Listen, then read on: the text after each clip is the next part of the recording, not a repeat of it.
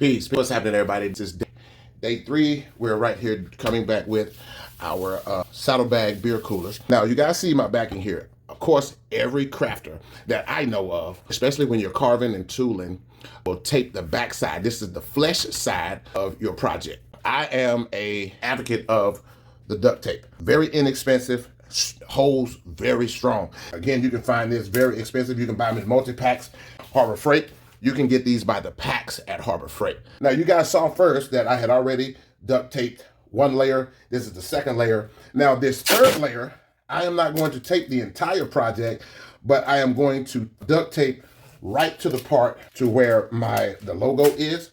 So I'm just going to duct tape the center part of this. Make sure this tape is all nice and flat. But I'm going to triple that center part of the project because that's where the majority of the tooling and pounding is going to take place right here. So this section of my project has been this third tape row. The tip here, the thinner the leather that you are working with, the more layers I would suggest that you tape.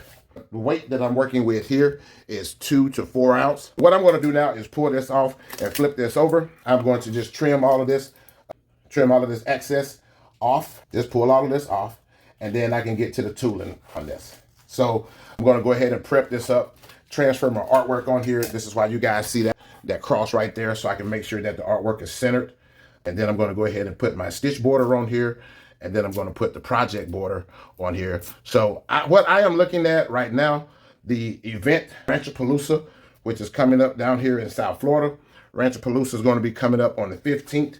And I want to make sure that I stay on time with this because I want the customer to have this project at least by the 10th.